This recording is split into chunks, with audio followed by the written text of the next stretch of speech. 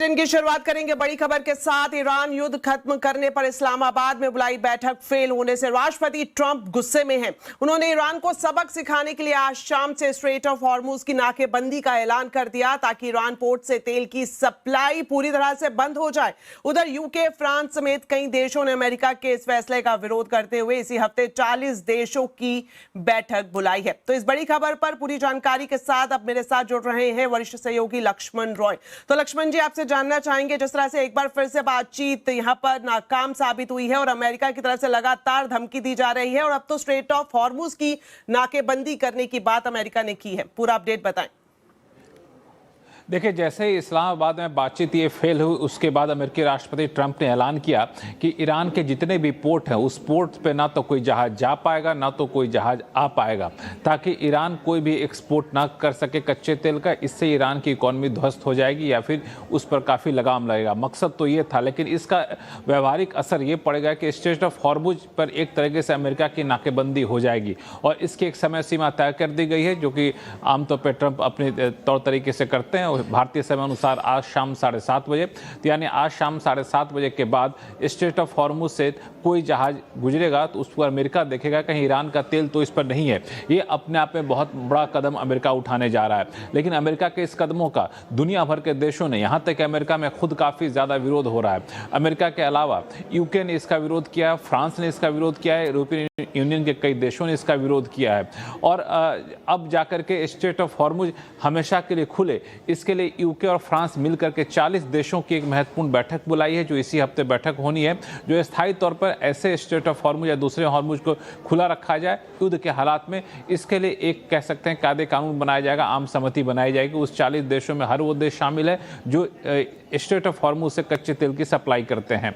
दूसरी महत्वपूर्ण बात यह है कि इस बीच इस्लामाबाद में बातचीत फेल होने के बाद 2-3 चीज़ें काफ़ी तेज, जो घटनाक्रम तेजी से बदल रहा है, वो ये है कि तुर्की इस पूरे मामले में काफ़ी तेजी से उभर कर सामने आया है। तुर्की ने भी इजरायल के साथ एक तरीके से कह सकते हैं आमना सामना वहाँ पे हो रहा है, तो ईरान के अलावा तुर्की भी एक नए दुश्मन के तौर पर इजरायल को उभर कर सामने आया और तुर्की ने इस सारे घटनाक्रम का काफ़ी विरोध किया, अमेरिका का विरोध किया है, इजरायल का रुख का विरोध किया है। इन सब के बीच सऊदी अरब के विदेश मंत्री के साथ ईरान के विदेश मंत्री की कुछ ही देर पहले बातचीत हुई है और उसके बाद पाकिस्तान के मंत्री सऊदी अरब जाने वाले हैं। तो समझा ये जा रहा है कि भले ही तनातनी बनी हुई है, भले ही अमेरिका ने स्ट्रेट ऑफ हॉर्मुज पर नाकेबंदी का ऐलान किया है, लेकिन पिछले दरवाजे से फिर से कोशिश ये की जा रही है कि बातचीत दोबारा शुरू की जाए। हालांकि बता दूं कि इस्लामाबाद में बातचीत जो फेल हुई उसमें अमेरिका का आरोप यह है कि परमाणु कार्यक्रम पर छोड़ने के लिए ईरान तैयार नहीं है, जबकि ईरान का कहना यह है कि अमेरिका बिल्कुल एक तरफा शर्त थोपना चाहता है, इस वजह से बातचीत हुई नहीं। अब शायद बीच का रास्ता कुछ निकाला जाए, इसके लिए पिछले दरवाजे से सऊदी अरबिया, पाकिस्तान, इन सब के बीच बातचीत की दौर फिर से शुरू हो सकती है, इस बात की संभावना जताई जा रही है। जी, बहुत बहुत शुक्रिया लक्ष्मण जी इस पूरी जानकारी के लिए। तो जिस तरह से लक्ष्मण जी बता रहे थे कि इस्लामाबाद में ईरान और अमेरिका में सीज फायर पर बातचीत नाकाम होने के बाद एक बार फिर से पूरी दुनिया में टेंशन बढ़ गई है। अमेरिका ने हॉर्मुज की नाकेबंदी की धमकी दी है। अमेरिका जहां ईरान की लाइफलाइन तेल पर पहरा लगाकर उसे सबक सिखाना चाहता है, वहीं ईरान ने भी अमेरिका को बुरा अंजाम भुगतने की चेतावनी दे दी है। ऐसे में सवाल यह है कि आखिर हॉर्मुज को हथियार क्यों बनाया जा रहा है और ऐसा करने से क्या हासिल होगा। इस्लामाबाद में टॉक फेल होते ही ट्रंप पूरी तरह से एक्शन में आ गए हैं। वॉशिंगटन में ट्रंप का वॉर रूम फिर एक्टिव हो गया है। ट्रंप ने अपने सलाहकारों से बैठकें शुरू कर दी है। इसके बाद ट्रंप ने जो ऐलान किया उससे पूरी दुनिया में हड़कंप मच गया है। Other nations are working so that Iran will not be able to sell oil, and that would be very effective. But what we want to do is we want to, and again, we don't need it. What we notice and what we see and what I think is maybe my idea, maybe not, I don't know. But there are many boats heading toward our country to fill up with oil and then go and take it. Trump के इस ऐलान के तुरंत बाद middle east में मौजूद America की नौसेना एक बार फिर एक्शन में आ गई है। इस वक्त मिडिल ईस्ट में अमेरिका ने 4 विमान वाहक युद्धपोत तैयार कर रखे हैं। यूएसएस अब्राहम लिंकन जो अरब सागर में तैनात है, यूएसएस गेराल्ड आर फोर्ट जो अभी रेड सी के पास एक्टिव है, यूएसएस जॉर्ज डब्ल्यू बुश जो ओमान की खाड़ी में मौजूद है। इसके साथ साथ अमेरिका ने USS Boxer, USS Tripoli, USS San Diego, USS New Orleans जैसे डिस्ट्रॉयर को भी मिडल में तैनात कर रखा है। ये सभी विमान वाहक पोत स्ट्राइक ग्रुप्स के साथ ईरान को घेरने के लिए पूरी तरह से तैयार है। अमेरिका ईरान के तेल से होने वाली कमाई को रोक देगा। ईरान का तेल व्यापार पूरी तरह से ठप करने का प्लान है। ईरानी बंदरगाहों में एंट्री और एग्जिट करने वाले सभी ऑयल टैंकर पर अब अमेरिकी नौसेना निगाह रखेगी, उसकी चेकिंग करेगी। अमेरिकन नेवी ईरान को टोल देने वाले जहाज ढूंढेगी और उन्हें रोकेगी। अमेरिका ने धमकी दी है कि अगर कोई जहाज ईरान को टोल देगा तो अमेरिका भी उससे टोल लेगा। साफ है, ईरान हॉर्मुज से अवैध तरीके से टोल वसूलना चाहता है, जिससे पूरी दुनिया ईरान से नाराज है। लेकिन अमेरिका जिस तरीके से ईरान का ब्लॉकेज करने जा रहा है, उसे भी कोई सही नहीं ठहराया जा सकता। और यही दोनों एक्शन मिडिल ईस्ट में अब एक नई चिंगारी से युद्ध शुरू करवा सकती है। वहीं इस बीच इजराइल के प्रधानमंत्री नेतन्याहू लेबनान पहुंच गए। नेतन्याहू की तस्वीर ने एक बार फिर से साफ कर दिया, इजराइल का लेबनान मिशन अभी जारी है। तो क्या आगे वेस्ट एशिया में हालात और भी खतरनाक होने वाले हैं? देखिए रिपोर्ट।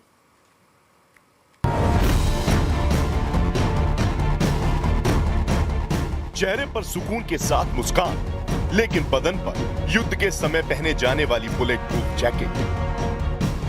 ये तस्वीर इजराइल से नहीं, लेबनान से आई है। इजराइल के प्रधानमंत्री नेतन्याहू लेबनान की जमीन पर खड़े हैं। उनके साथ इजराइल की पूरी फौज है। अपनी सेना के साथ नेतन्याहू अचानक लेबनान की धरती पर पहुंच गए। ये तस्वीर दुनिया के लिए नेतन्याहू का मैसेज है। नेतन्याहू का ये दौरा सिर्फ सेना का मनोबल बढ़ाने के लिए नहीं था, बल्कि एक बड़ा सिग्नल था कि जंग के बीच भी इजराइल पीछे हटने के मूड में नहीं है। זה שאנחנו סיכלנו את איום הפלישה מלבנון באמצעות רצועת הביטחון הזאת, מרחיקים את סכנת ירי הנ"ט וגם מטפלים בתמ"ס, אבל יש עוד עבודה לעשות. עשינו עבודה ענקית, הישגים אדירים. नेतन्याहू की बातों से मैसेज क्लियर है। नेतन्याहू के साथ रक्षा मंत्री इजराइल काट्स और सेना प्रमुख एयाल जमीर भी मौजूद थे। इस वीडियो में नेतन्याहू ने दोहराया कि उन्होंने भले ही लेबनान के अंदर एक बफर जोन यानी सिक्योरिटी जोन बना लिया है, लेकिन खतरा अभी भी पूरी तरह से खत्म नहीं हुआ है, इसलिए जंग जारी है। इसके संकेत इस्लामाबाद टॉक से भी मिलते हैं। इस्लामाबाद टॉक की इनसाइड स्टोरी में एक बड़ा ट्विस्ट सामने आया है। ईरान का दावा है कि बातचीत के बीच नेतन्याहू ने अमेरिका के उपराष्ट्रपति जेडी वेंस को फोन किया। नेतन्याहू और जेडी वेंस के फोन कॉल के बाद पूरी बातचीत का रुख बदल गया। ईरान के दावे के मुताबिक पहले चर्चा अमेरिका और ईरान के बीच मुद्दों पर हो रही थी, वहीं फोन कॉल के बाद ध्यान इजराइल के हितों की तरफ चला गया और फिर बातचीत पटरी से उतर गई। ईरान का कहना है कि अमेरिका बातचीत के जरिए वो हासिल करना चाहता था जो युद्ध के जरिए नहीं कर पाया। तो ईरान अमेरिका में सीज फायर पर इस्लामाबाद में बात नहीं बनी। ऐसे में ट्रंप ने हॉर्मुज की नाकेबंदी का ऐलान कर दिया। आज हम आवाज अड्डा में इसी पर खास चर्चा कर रहे हैं। बात फेल, हॉर्मुज का खेल जरूर देखिए शाम 7:57 पर सिर्फ CNBC आवाज पर। वहीं दूसरी तरफ अमेरिका और ईरान के बीच चल रही शांति वार्ता फेल होने के बाद कच्चे तेल की कीमतों में एक बार फिर से आग लग गई है। अमेरिका की हॉर्मुज की नाकेबंदी की धमकी के बाद कच्चे तेल की कीमतें एक बार फिर से $100 के पार पहुंच गई हैं। पिछले एक महीने में क्रूड की कीमतों में करीब 12% का उछाल आ चुका है। तो कब तक कच्चे तेल के बाजार में ये हलचल रहेगी, पूरी डिटेल बता रही है मेरी सहयोगी मनीषा गुप्ता। पिछले हफ्ते की 10% की गिरावट के बाद कच्चे तेल की शुरुआत ही आज यहां पर 7 से 9% की तेजी के साथ हुई है। वो इसलिए कि यहां पर जो यूएस और ईरान की बातचीत थी वहां पर कोई रिजल्ट नहीं निकल के आया और इसी वजह से यूएस ने यहां पर अनाउंस किया है स्ट्रेट ऑफ हॉर्मुज को बंद करने का यहां पर नतीजा। यूएस ने ये कहा है कि ईरान से आने जाने वाली सारी वेसल्स को यहाँ पर उन्होंने बैन कर दिया है और ईरान ने कहा है कि अगर कोई मिलिट्री प्रिपरेशन यहाँ पर यूएस करता है तो वो एक सीज फायर का यहाँ पर वायलेशन रह सकता है। क्लियरली काफ़ी सारी स्टेटमेंट्स यहाँ पर हमने इजराइल, यूएस, ईरान सब जगह से आते हुए देखी है, लेकिन स्ट्रेट ऑफ हॉर्मुज का बंद रहना यहाँ पर प्राइसेस के लिए काफ़ी पॉजिटिव साबित हुआ है। आपको बता दें कि अगर 2025 की बात की जाए तो यहाँ पर ईरान ने 1.6 मिलियन बैरल्स प्रति डे का एक्सपोर्ट किया था, जाएगा। यानी कि अगर ईरान का कच्चा तेल का एक्सपोर्ट बंद कर दिया जाता है तो ग्लोबल मार्केट्स पे इसका इम्पैक्ट ये होगा कि 1.5 से 1.7 मिलियन बैरल्स पर प्रतिदिन का जो एक्सपोर्ट है वो ग्लोबल मार्केट से यहाँ पर गायब हो जाएगा। अगर ये इसी तरह से चलता रहा तो एशियन मार्केट्स के लिए ये दिक्कत की बात है। In any case Saudi Arabia, UAE, Kuwait सभी ने एशियन कंज्यूमर्स के लिए यहाँ पर कच्चे तेल का जो प्रीमियम है वो यहाँ पर बढ़ा दिया गया है। यानी जो अगर स्पॉट बाइंग है वो तेल यहाँ पर 12 से 30 डॉलर ज़्यादा है, यानी कि फ्यूचर्स के कंपैरिजन में बनता हुआ। बाजार को लगता है कि अगर स्ट्रेट ऑफ हॉर्मुज लंबे समय तक यहाँ पर बंद रहता है तो कच्चे तेल के प्राइसेस ना सिर्फ $100 के ऊपर रहेंगे बल्कि मई जून तक जाते जाते 120 और 150 डॉलर प्रति बैरल तक भी रह सकते हैं। As of now strait of Hormuz से सिर्फ 5 से 7% ही ट्रैफिक जाता हुआ मिल रहा है और 130 मिलियन बैरल्स यहाँ पर स्ट्रेट ऑफ हॉर्मुज पे कच्चा तेल और उसके प्रोडक्ट्स जैसे कि तैसे ही खड़े हैं, वो ग्लोबल मार्केट्स तक पहुंच नहीं पा रहे हैं। यानी कि जहां पर हम खड़े हैं बाजार को यही लगता है कि यहां से और तेजी कच्चे तेल के प्राइसेस में बनी रह सकती है। चलिए अब एक नजर डालते हैं शेयर बाजार पर। ग्लोबल टेंशन के बीच बाजार में भी उतार चढ़ाव का दौर देखने को मिले और हफ्ते के पहले कारोबारी दिन बाजार में शानदार रिकवरी देखने को मिली है। सेंसेक्स और निफ्टी दोनों ने ही दिन के लो से अच्छी वापसी की। मिड कैप और स्मॉल कैप शेयर्स भी निचले स्तर से खरीदारी देखने को मिली है, जिससे बाजार को सपोर्ट मिला। कैसा रहा बाजार का पूरा अपडेट बता रही हैं कंचन नौटियाल। तो हफ्ते का पहला कारोबारी दिन, अगर आज के पूरे ट्रेडिंग सेशन की बात करी जाए तो लोअर लेवल से बाजार ने एक रिकवरी दिखाई है। उसके बाद निफ्टी करीबन 200 अंकों की गिरावट के साथ जाके बंद हुआ है। वहीं मिड कैप और स्मॉल कैप की भी बात करी जाए तो यहाँ पे भी हमें लोअर लेवल से जो रिकवरी है वो सेकेंड हाफ में आती हुई दिखाई दी है। सेक्टर स्पेसिफिक अगर बात करी जाए तो वहाँ पे भी मूड माहौल कुछ ऐसा ही देखने को मिला है। डिफेंस शेयर्स में अच्छा खासा इजाफा आज देखने को मिला है। उसके अलावा एनर्जी शेयर्स ऐसे हैं जहाँ पे हमें एक फ्लैट क्लोजिंग देखने को मिली। लेकिन रेस्ट ऑफ द सेक्टर्स की बात करी जाए तो यहाँ पे जो मंदी का सत्र है वो आज देखा गया है। ऑटो में काफी ज्यादा जो बिकवाली है वो देखने को मिली है। PSU bank, Nifty IT, FMCG, हर जगह जो प्रेशर है वो हमें बनता हुआ दिखाई दिया है। स्टॉक स्पेसिफिक इस टाइम पे बात करी जाए तो देखते हैं निफ्टी के बढ़ने वालों में नाम आता है HDFC life, ICICI bank, Adani enterprises और साथ में एनटीपीसी। यहाँ पे अच्छी जो तेजी है वो देखने को मिली है। अगर लूजिंग पॉकेट की बात करी जाए तो आयशर मोटर्स में काफी बड़ी गिरावट देखने को मिली है। मारुति सुजुकी, इंटरग्लोब एविएशन और बजाज फाइनेंस, यहाँ पे खबरों के दम पे जो ये हमें मंदी है वो देखने को मिली है। ऑटो सेक्टर्स में जैसे कि हमने बात किया, न्यूज़ थी, न्यूज़ के बाद ये जो प्रेशर है वो आता हुआ दिखाई दिया है, जिसके बाद आयशर, मारुति, हीरो मोटोकॉर्प और अशोक लेलैंड हर जगह गिरावट का सिलसिला देखने को मिला है। ऑयल एंड गैस में भी जो गिरावट है वो देखी गई है, बिकॉज एक तो एटीएफ के दाम, डीजल के दाम में बढ़ोतरी आई है, वहीं जियोपॉलिटिकल टेंशन की वजह से जो क्रूड में बढ़त देखने को मिली है उसका रिफ्लेक्शन सीधा सीधा यहाँ आया है। सप्लाई में रुकावट की वजह से बाजार में उतार चढ़ाव बना हुआ है। सीएनबीसी आवाज से खास बातचीत में पेडिग्री एडवाइजरी के फाउंडर दिलीप भट्ट ने कहा कि इस माहौल में निवेशक घबराने की बजाय रणनीति के साथ आगे बढ़े। Too many moving parts in this war, और ये मूविंग पार्ट्स एक बहुत जबरदस्त अनसर्टेनिटी लेके आ रहा है मार्केट में। तो शायद मैं यही मान के चलूंगा कि ये जो आप जो कह रहे हैं बहुत सही कह रहे हैं, शायद the worst is in the price, लेकिन ये volatility in the expectations कहाँ किसको हिट कर रहा है, कहाँ पर किस तरह से सप्लाई चेन मैनेजमेंट पे किसको प्रॉब्लम आ रहा है, ये सब चैलेंजेस डेफिनेटली सबके रडार में रहेगा। यहाँ से लेके अप्रैल मई में आपको ग्रेजुअली बाय करना है, और अगर कुछ नहीं समझ रहा है तो शायद आप निफ्टी बाय करके आप थोड़ा बहुत एवरेज करा लो, 10-15% you can buy and gradually you can keep on looking at the markets कि जहां पर जब भी बड़ा डिप आता है उसमें थोड़ी बहुत खरीदारी करनी चाहिए। चलिए बढ़ते आगे और अब आपको बता दें, वेस्ट एशिया में युद्ध के चलते खिलौने महंगे हो गए हैं। टॉय मैन्युफैक्चरिंग में सबसे जरूरी रॉ मटेरियल एबीएस, प्लास्टिक और ग्रैन्यूल्स के दामों में पिछले 2 महीनों में करीब 80% की बढ़ोतरी हुई है। साथ ही इंपोर्टेड कंपोनेंट की उपलब्धता भी इससे प्रभावित हुई है, जिससे घरेलू बाजार में खिलौनों की कीमत 20% तक बढ़ गई है। हमारे संवाददाता आलोक प्रियदर्शी ने दिल्ली के झंडेवाला टॉय मार्केट में जाकर इसका जायजा लिया है। देखिए। वेस्ट एशिया में चल रही युद्ध की आंच खिलौना बाजार पर भी पड़ रही है। मजबूरन जो रॉ मटेरियल है उनकी कीमतों में काफी बढ़ोतरी हुई है, लिहाजा खिलौनों की कीमतों में जो मैन्युफैक्चरर्स हैं या शॉपकीपर्स हैं उनको 10 से 20% की इजाफा करना पड़ा है। इस वक्त हम मौजूद हैं दिल्ली के करोल बाग के खिलौना बाजार में, जिसको साइकिल मार्केट भी कहते हैं, और यहाँ पर आप देख सकते हैं कि तमाम लोग हैं यहाँ पर खिलौना खरीदने भी आए हैं। कुछ पेरेंट्स भी हैं यहाँ पर बच्चों के साथ। मैम, आपसे जानना चाहूंगा कि इस वक्त गर्मी की छुट्टियां शुरू हो रही है, स्कूल शुरू हुए हैं, किस तरह का आप देख रहे हैं मार्केट में ट्रेंड, जो बच्चों के लिए खिलौना खरीदने के कैसा लग रहा है आपको? नहीं, यहाँ की मार्केट तो वैसे ही अच्छी है, मतलब सारे टॉयज लेटेस्ट यहाँ पे सारे मिल जाते हैं इजीली, एंड पर थोड़ा प्राइस थोड़ा लिटिल हाई हो चुके हैं पीछे से, बाकी वैसे सब कुछ बहुत बढ़िया है। किस तरह की अभी जो प्रेशर है प्राइस को लेकर कैसा पड़ रहा है अभी? देखो, रॉ मटेरियल के प्राइसेस करीबन 70 से 80% हो चुके हैं, और उसके साथ दूसरी प्रॉब्लम ये क्रिएट हो रही है कि मार्केट के अंदर रॉ मटेरियल की अवेलेबिलिटी नहीं है, और कस्टमर को जब हम 20 या 25% हाइक करके प्राइस बताते हैं तो कस्टमर लेना ही नहीं चाहता, तो उसकी वजह से बिजनेस के ऊपर बहुत ज्यादा इम्पैक्ट आ रहा है, और गवर्नमेंट से निवेदन करते हैं कि कुछ इसके ऊपर फोकस करे और किसी तरह इसको कंट्रोल करे।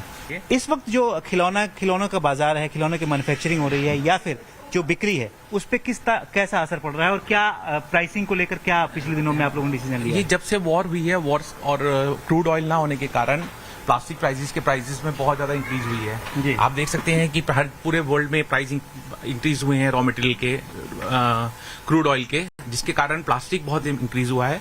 उसके अलावा कुछ पार्ट्स हम लोगों को बाहर से इंपोर्ट करने पड़ते हैं, जिसके कारण भी काफी इफेक्ट हुआ है प्राइस के ऊपर, क्योंकि यूएसडी बहुत ज्यादा बढ़ गया है, चाइना करेंसी बहुत टूट गई है, प्लस जो फ्रेट है भाड़ा बहुत बढ़ गया है, जो हमारे चाइना से लेके यहाँ तक आने का था। वैसे तो हम काफी माल यहाँ पे ही बनाते हैं, लेकिन काफी माल हमें इंपोर्ट भी करना पड़ता है, कुछ पार्ट्स ऐसे हुए हैं जो हमें बाहर से मंगवाने पड़ते हैं। प्लास्टिक प्राइस बहुत ज्यादा बढ़े हैं, जो पहले 100 रुपए किलो 100 रुपीज केजी हुआ करता था पीपीसीपी वगैरह, वो 170 रुपीज केजी टच कर गया, मतलब कि 70% की इंक्रीज हुई है। तो 70% तो नहीं, लेकिन हाँ ओवरऑल देखा जाए तो खिलौने के ऊपर 10 से 40% का फर्क पड़ा है। जी, चलिए अब बात करते हैं दिल्ली सरकार की नई ईवी पॉलिसी की, जिसका ड्राफ्ट जारी कर दिया गया है, जिसके मुताबिक 2027 से दिल्ली में सिर्फ इलेक्ट्रिक 3 व्हीलर्स और 2028 से सिर्फ इलेक्ट्रिक 2 व्हीलर्स का ही रजिस्ट्रेशन होगा। प्रस्तावित ईवी पॉलिसी 2030 मार्च तक लागू रहेगी। पॉलिसी का लक्ष्य है प्रदूषण को काबू में रखना और ईवी को बढ़ावा देना। आपको बता दें, स्कूल बस और सरकारी वाहनों में भी ईवी को बढ़ावा देने जाने की योजना सरकार की तरफ से बनाई गई है। साथ ही साथ सरकार इसके लिए रोड टैक्स और रजिस्ट्रेशन में भारी छूट भी देगी। 30 लाख तक की कारों पर टैक्स और फीस से पूरी छूट मिलेगी। वहीं बाइक पर 30,000, ऑटो रिक्शा पर 50,000 और बड़े वाहनों पर 1 लाख रुपए तक की छूट का ऐलान किया गया है। और आपको ये भी बताना चाहेंगे, ये इंसेंटिव्स 3 साल तक मिलेगा।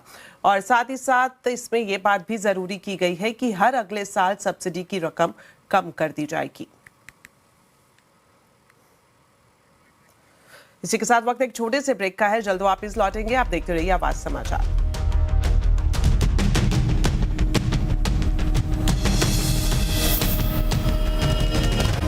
सुरों की मल्लिका आशा भोसले को आज अंतिम विदाई दी जा रही है। आपको बता दें, कल ही उनका निधन हुआ था और अब से कुछ ही देर बाद राजकीय सम्मान के साथ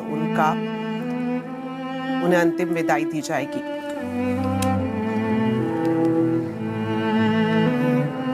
मुंबई के लोअर परेल स्थित कासा ग्रांडे में जहां वो रहती थी, वहां पर बड़ी संख्या में लोगों ने पहुंचकर उन्हें श्रद्धांजलि दी है। इस वक्त आप देख रहे हैं सीधी तस्वीरें, जो उनकी अंतिम यात्रा है उसकी सीधी तस्वीरें इस वक्त आप अपनी टीवी स्क्रीन पर देख रहे हैं। राजकीय सम्मान के साथ आज आशा ताई का अंतिम संस्कार होगा और दादर के शिवाजी पार्क शमशान घाट में राजकीय सम्मान के साथ आशा ताई को अंतिम विदाई दी जा रही है। उनका निधन कल मुंबई के ब्रीच कैंडी हॉस्पिटल में हुआ था और उन्होंने लंबे करियर में 12,500 से ज्यादा गाने अलग अलग भाषाओं में गाए हैं और संगीत की दुनिया में अपनी एक बेहद खास पहचान बनाई है। आशा भोसले को अंतिम विदाई देने के लिए कई सेलिब्रिटीज और राजनेता भी पहुंच रहे हैं, जो नम आंखों के साथ उन्हें याद कर रहे हैं और उन्हें श्रद्धांजलि दे रहे हैं।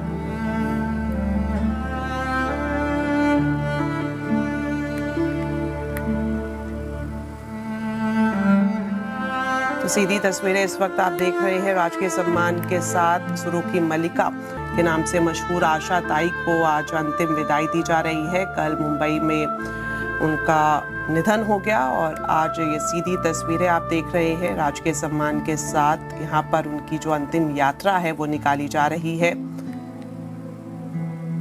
और आपको बता दें कि लगातार यहाँ पर जो प्रशंसक है उनका तांता लगा हुआ है आखिरी बार आशा ताई के दर्शन करने के लिए, और साथ ही साथ सेलिब्रिटीज और राजनेता भी यहाँ पर पहुँच रहे हैं उन्हें अंतिम विदाई देने के लिए, उनकी अंतिम यात्रा में शामिल होने के लिए।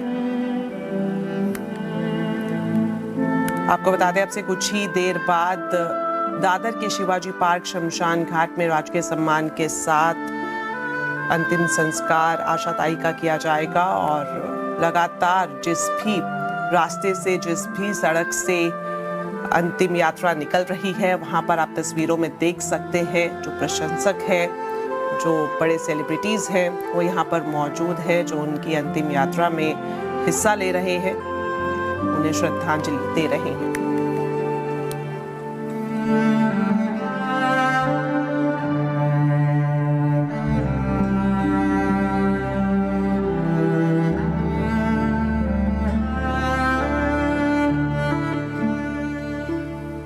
चलिए आगे बढ़ते हैं और अब खबर नोएडा से। आपको बता दें, सैलरी बढ़ाने की मांग को लेकर नोएडा के अलग अलग हिस्सों में आज कई कंपनियों के कर्मचारी सड़कों पर उतर आए। पिछले 3 से 4 दिनों से जारी ये विरोध प्रदर्शन उस वक्त उग्र हो गया जब गुस्साए कर्मचारियों ने कई प्रमुख सड़कों पर जाम लगा दिया और ट्रैफिक व्यवस्था को पूरी तरह से ठप कर दिया।